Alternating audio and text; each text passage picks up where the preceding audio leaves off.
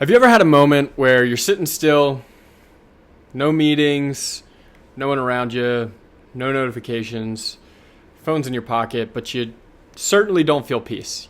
You kind of feel restless. You reach for your phone, you scroll, you swipe, you check your email. Finally, the next thing in your day carries on, the meeting, the task. And you had a moment for silence, but you didn't take it. Might have even scared you a little bit.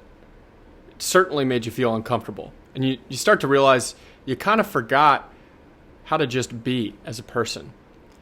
John Mark Comer, former pastor at Bridgetown Church in Portland, Oregon, he says there's a name for this. He calls it hurry sickness. He's arguing it's not just ruining our attention, it's actually robbing us of our souls. That is the thesis of his book, The Ruthless Elimination of Hurry. Today, we're going to walk through it. We're going to go ahead and look at the diagnosis of hurry sickness, and we're going to look at the 10 signs that folks exhibit. We're not going to spend too much time there. What I really want to get to is why we're hurried, which is ultimately, it goes back further than just Silicon Valley. You think, okay, I know, I've heard this. It's Facebook, it's the attention economy, and we will talk a little bit about that, but we're going back as far as the 6th century in this video. Then we will get up to present day, the digital acceleration, how the past century and really the past 30 years has sped things up in our life, how that is by design because it's profitable, and what are some practical solutions for the resistance. And I'll give you a hint. It's not more, it's less, it's not work, it's rest. So then we'll close out with the pursuit of a quiet life. Okay, let's jump in. So John Mark Comer is mentored by a man by the name of John Ortberg. John Ortberg was mentored by a Christian philosopher based at the University of Southern California. He's since passed away, but his name was Dallas Willard. John Ortberg goes to Willard. He says, and I quote, "What do I need to do to become the me I want to be?" There's a long silence on the other end of the line.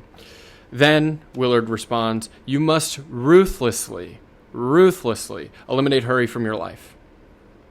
Ortberg, he scribbles down that line in his journal. He asks, "What else? Like, what other advice do you have for me?" Certainly there's more than that. Like, what else? What should I be doing? Like, all right, cool. That was a good line, but like, what do you actually need me to do? Willard responds, "There's nothing else. Hurry is the great enemy of spiritual life in our day. You must ruthlessly eliminate hurry from your life." I love the repetition here. He just goes back to, he basically says, were you listening? I told you what you needed to hear. It is that simple. You must ruthlessly eliminate hurry from your life. So that's where we're starting. And we're going to work through, what does it look like to be hurried? You might resonate with some of these symptoms. Certainly I will. There's 10 clear signs that John Mark Comer presents in his book. Let's run through them. Irritability. Are you getting mad, frustrated, annoyed very easily? Small things irk you. You treat those closest to you poorly, specifically those closest to you. Are you hypersensitive? Minor comments hurt your feelings. Small events, they can escalate. You can't really roll with the punches. Are you restless? When you try to slow down, you can't relax. You find Sabbath difficult. Scripture is boring and you struggle to focus during quiet time with God. Are you even taking quiet time? Do you believe in a God? Do you follow some sort of transcendent foundation? And can you find peace and tranquility? I'm going to make the argument later, you're looking for peace and tranquility. You're worshiping something. Those desires to have peace, to have tranquility, and the action of worship, it's the same. That hasn't changed. You say, well, I'm not religious. No, you're still carrying those acts out. It's just in different ways. It's just in short form content, but we'll get to that. And I'm guilty of that. Lord knows I'm guilty of that. Number 4, workaholism. You don't know when to stop. You can't stop. Your drug of choice is accomplishment and accumulation and achievement. And then you get home or you go to your relationships, you got nothing left for the people in your life because you're so burnt out from the work that you're doing.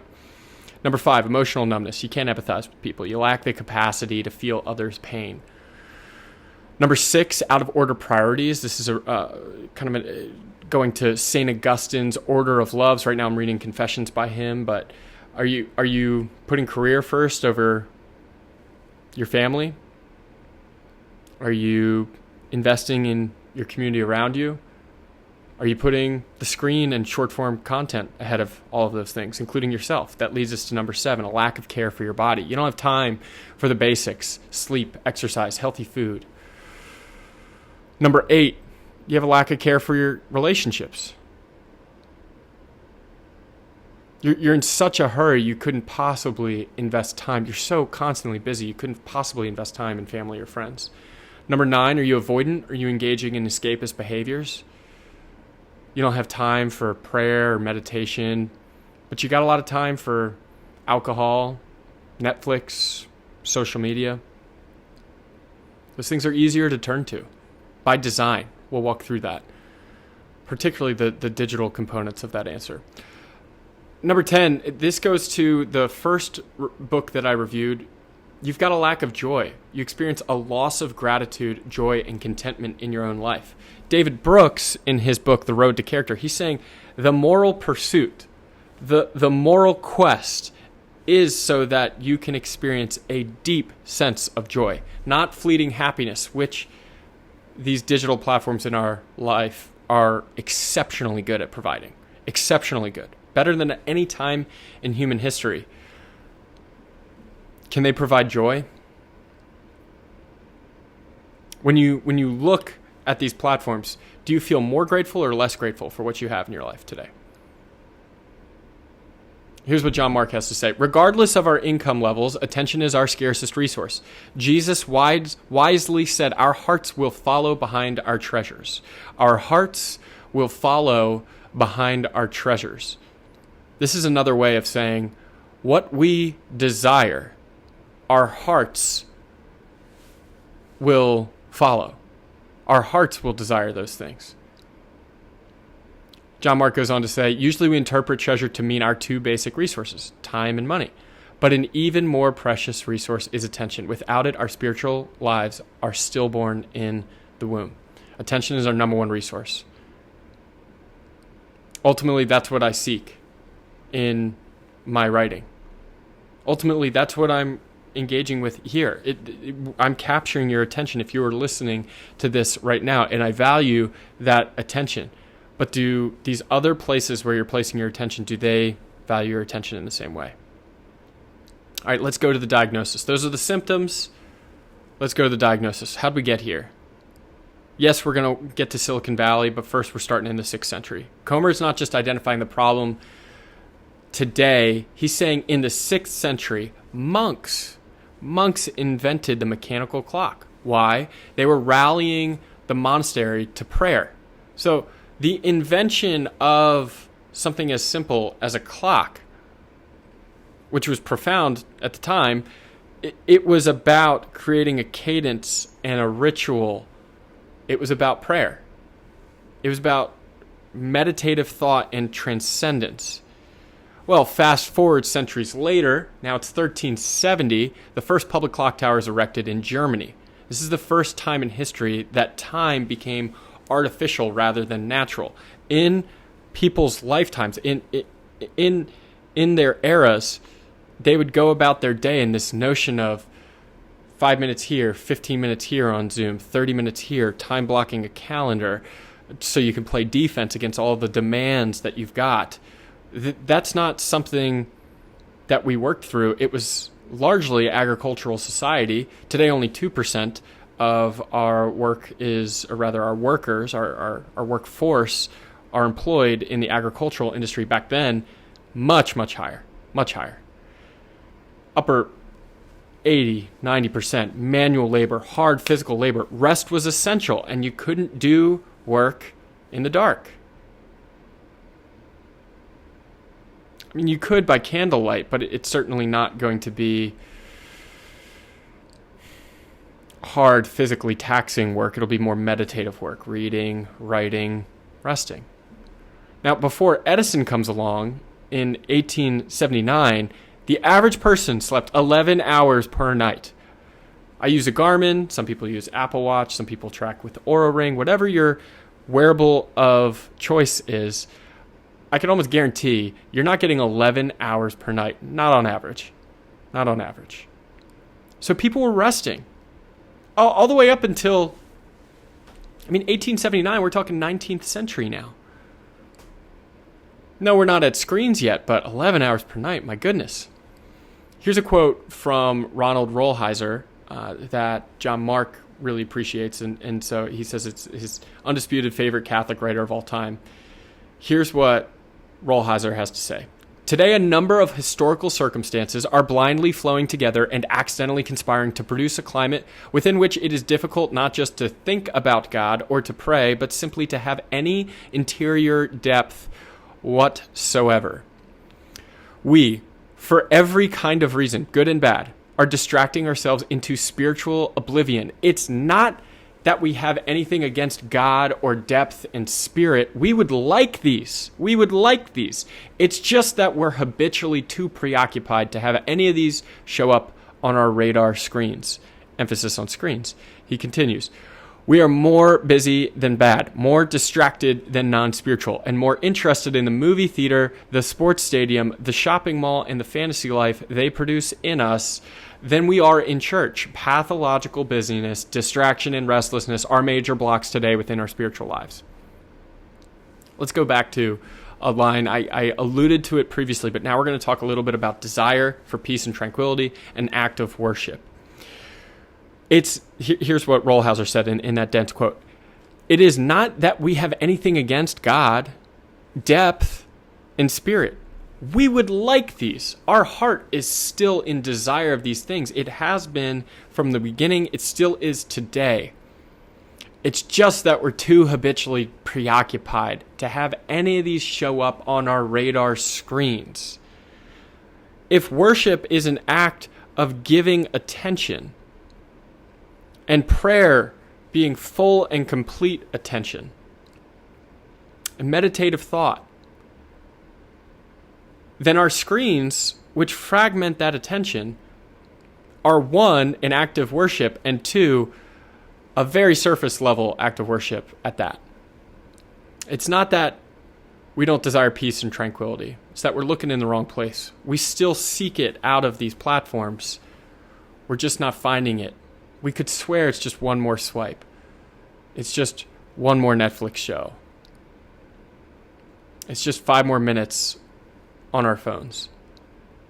And time passes, and that carrot gets further and further and further away, even as it seems like it gets closer. We're still worshiping. It's just our attention is fragmented. Well, unfortunately, there will be good news here, I promise, but the digital acceleration, it made us more hurried, as you would expect, and as you're experiencing right now. Here's what Nicholas Carr had to say in his book, The Shallows. This is strictly about the internet. This was written before the TikTok algorithm. So he even refers to the internet as the net in the quote I'm about to provide. So take that with a grain of salt. It's gotten even faster than what I'm about to present. What the net seems to be doing is chipping away my capacity for concentration and contemplation, Carr says. Whether I'm online or not, my mind now expects to take in information the way the net distributes it, in a swiftly moving stream of particles. Once I was a scuba diver in the sea of words. Now I zip along the surface like a guy on a jet ski. That's a pretty awesome visual, end quote. I think the jet ski is the ever-present now. We're constantly consuming what was produced in the last 24 hours. These are Instagram stories. These are Snapchat stories. This is celebrity gossip. This is trade deadline news for sports. This is what is happening right here, right now. What is the drama leading into football Sunday? Who's in? Who's out? What's my fantasy football team doing? This is not things that are evergreen or that last. It's just on the surface. And it's constantly moving. It's a constant stream, but you're not going deep. You're not going deep. Here's what Sean Parker, first president of Facebook, had to say. He's also the founder of Napster. If you've seen the movie The Social Network, he was portrayed by Justin Timberlake. Here's what Sean Parker says. God only knows. Stop right there. Pretty funny from John Mark Comer to include. He's a pastor. He doesn't take himself too seriously. If this is a book that you're interested in, I highly recommend it. Even though it looks like it's decently substantial, ultimately there's a lot of white space on the page. If your attention is fractured and you're intimidated by books, this is a good book to start. It's ironic because of the subject matter, but it's a great place to start. So highly recommend it. This is only proof the fact that John Mark Comer included a quote from Sean Parker, and it starts out, "God only knows." Pretty sure Sean Parker, is not a believer, but I'll have to look into that. He says, "God only knows what it's doing to our children's brains. The thought process that went into building these applications, Facebook being the first of them, was all about how do we consume as much of your time and conscious attention as possible." Let's stop there. This is by design. Your attention is profitable. The more time on these platforms, it's not just Facebook, they were just the first. The more time on these platforms, the more money, the more ad dollars. It's a simple equation. It's terrifyingly simple. And that's why fragmented attention is not something that they're going to design against. They're going to design for it. Let's go back to Parker's quote. "And that means that we need to sort of give you a little dopamine hit every once in a while, because someone liked or commented on a photo or a post or whatever, and that's going to get you to contribute more content, and that's going to get you more likes and more comments. It's a social validation feedback loop." Exactly the kind of thing that a hacker like myself would come up with, because you're exploiting a vulnerability in human psychology. This is by design. Leaders in Silicon Valley recognizing that there is a machine, and if they can increase social validation feedback loops, they can increase money that they receive. And it's incredibly profitable. So let's actually go, we just went from 6th century, then we went to 14th century, then we went to 19th century, we brought it up to the 21st century. Let's go back. We're going to Berlin now. We're going back to Germany, and this is going to be early 20th century. Here's what Comer has to say about our attention being deliberately hijacked. This is a dense quote, but it's really exceptional history, so hang in there. "Advertising as we know it started not on Madison Avenue." So this is a reference to Madison Avenue in New York. Think Mad Men, and think advertising in the 50s and the 60s. But we're going before the 50s and the 60s. We're more so in the 30s and the 40s, and we're in Germany. But in another city, Berlin, says Comer, with another group of power brokers, the Nazis. They took the ideas of an Austrian psychotherapist named Freud, Sigmund Freud, then unknown in America, he's come to be very well known, and used his ideas to manipulate the masses. Freud was one of the first modern thinkers to point out that human beings aren't nearly as rational or autonomous as we like to think. We constantly make irrational decisions based on what he called our unconscious drives, similar to what the New Testament calls the flesh. We are far more emotionally tricked and desire-driven. That's any Rene Girard fans out there are really interested in this, even though he built off of Freud's work and takes it slightly in a different direction. At least we're all talking about desire and wants here. Back to the quote, "Desire-driven than we care to admit." It's embarrassing to admit how desire-driven we are. Comer continues, "The Nazis picked up Freud's ideas, which was ironic seeing as he was Jewish, and used them to shape their propaganda machine. They appealed not to reason, but to Germany's unconscious drives. Hitler was a master of fanning the two most basic human emotions. I want and I fear." Take a moment right there. Let's just pause there. What do you want? What do you fear? And why is it easier to scroll on your phone than to sit with yourself and answer those questions? And to bring in David Brooks and the moral quest that he wants us to go on, building character, going on the road to character, having the courage to look yourself in the mirror. Can you define for yourself what you want and what you fear? Brooks would extend that to also, what are my weaknesses and how do I address these things? But it's so much easier to be on the jet ski, to zip along at the surface, than to go to the depth, not just of great books and of scripture and of ancient texts and of a great novel. Not just the Torah or the Quran or the Bible, but yourself. To sit there with yourself and define for yourself, what do I want? What do I fear? Because if you don't actively and intentionally ask yourself those questions and work through that moral struggle, as Brooks would say, somebody will give you some wants and some fears, and it'll be very profitable for them, power-wise and money-wise. Let's go back to John Mark Comer. After the war, it was actually Freud's nephew, Edward Bernays, who first used Freud's ideas in America. An intelligence officer during the war, he found himself in need of a job. His theory was that if the Nazis could manipulate people in wartime, then surely business owners and politicians could manipulate people in peacetime. He called his new idea public relations and became the so-called father of American advertising. Never heard of him? Most haven't. He predicted as much in his book Propaganda, the conscious and intelligent manipulation of the organized habits and opinions of the masses, in an important element in democratic society. Those who manipulate this unseen mechanism of society constitute an invisible government, which is the true ruling power of our country. We are governed, our minds are molded, our tastes formed, our ideas suggested, largely by men we've never heard of. In almost every act of our daily lives, we are dominated by the relatively small number of persons who pull the wires which control the public mind. End quote. All right, getting a little bit like pulling the wires, controlling the public mind, feels conspiratorial. Listen, it's all fragmented. There's a competition. John Mark's not making a case that there's an individual hive mind who's pulling these wires.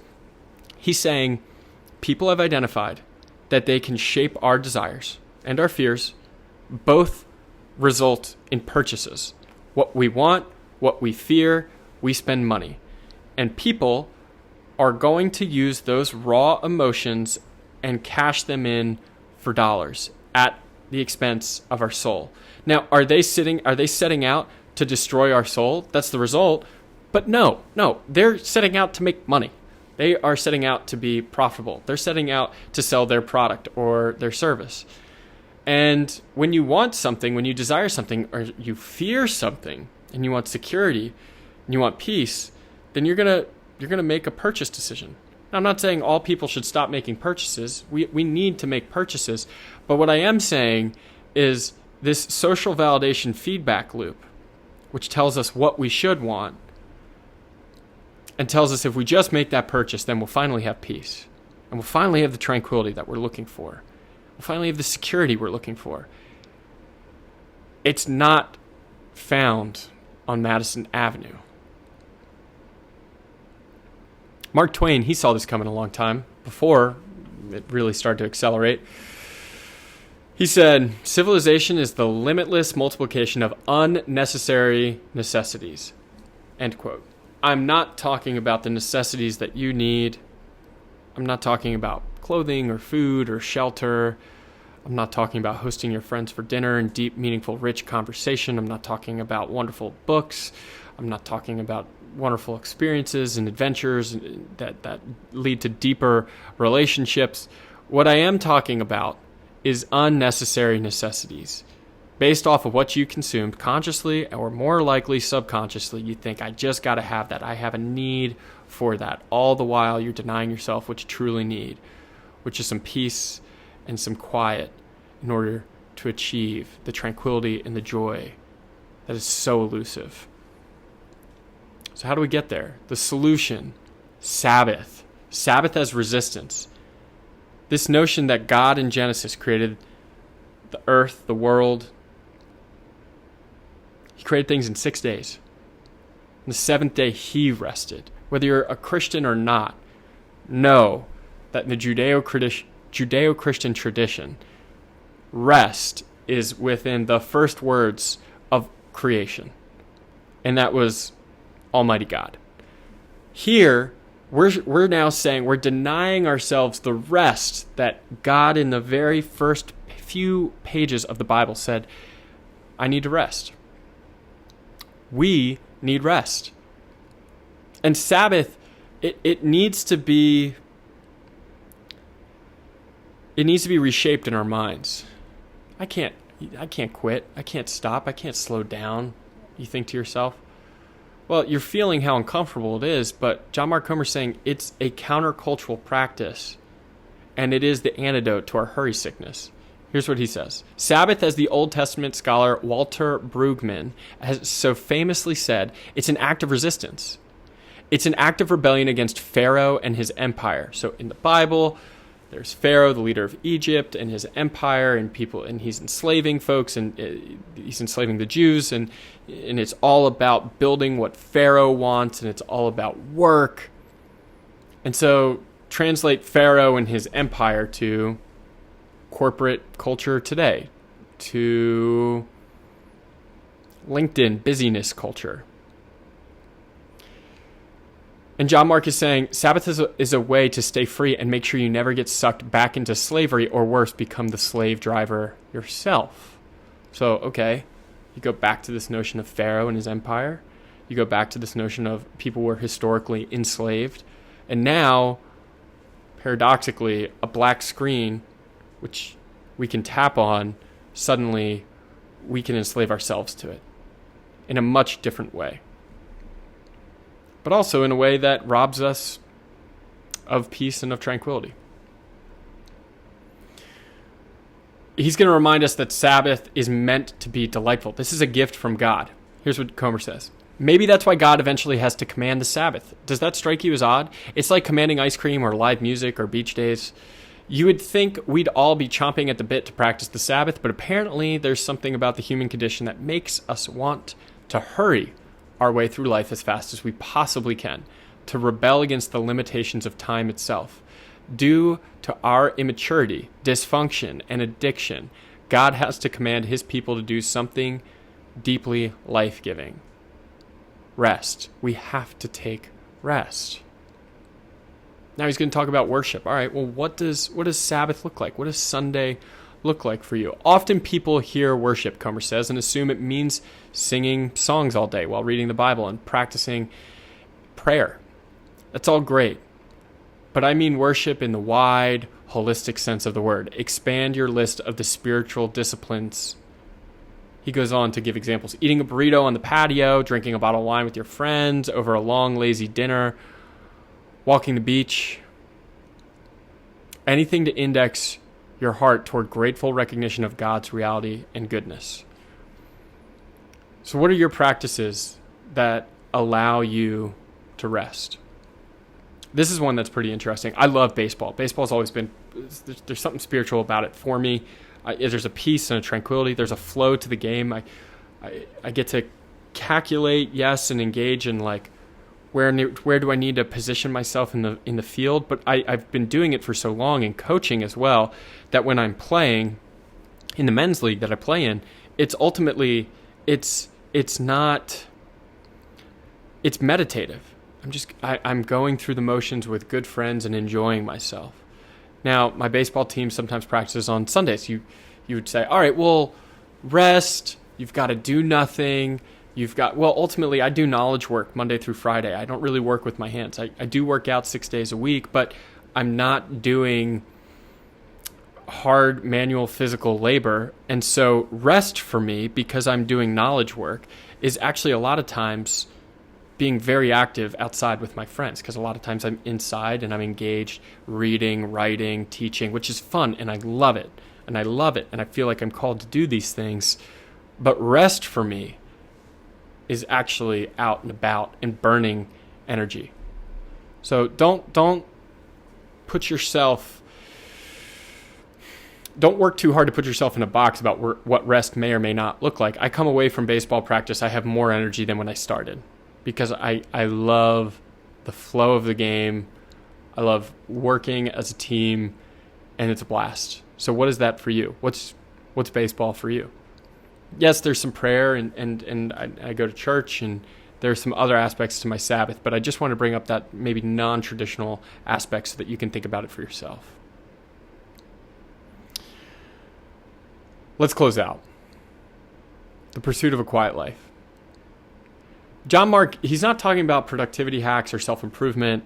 He's talking about reclaiming a life that's going to allow you to be fully present with God, with others, with ourselves. Make it your ambition to lead a quiet life, he says. That's the goal, the end, the vision of success, a quiet life. Of all the adjectives, Paul opts for quiet. Not loud, not important, not even impactful, just quiet. That's the Apostle Paul that John Mark is referring to. How many people do you know that you look at and they are the modern day version of success? And a lot of this is from afar, right? It's just on a social media platform. You're not actually interacting with them in their day-to-day life. But if you did, or maybe you have, they're hurried, they're busy, they don't radiate joy, and they've been like that for quite a while. Is that a successful life? We have to have the courage to ask ourselves that question. Is that the goal? Is that the end?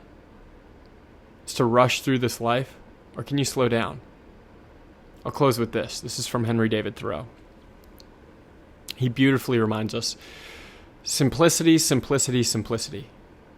I say, let your affairs be as 2 or 3 and not 100 or 1,000. Why should we live with such hurry and waste of life? Let me know what resonated with you and how you're working to eliminate hurry from your life. If you found it helpful, I'd love to hear in what ways that you found it helpful. I'll continue to put out some work on spiritual formation and intentional living, technology, theology, philosophy, psychology. These are some of the ideas I really enjoy working through for myself, and I hope that you got some value from it as well. Thanks so much for taking the time to listen.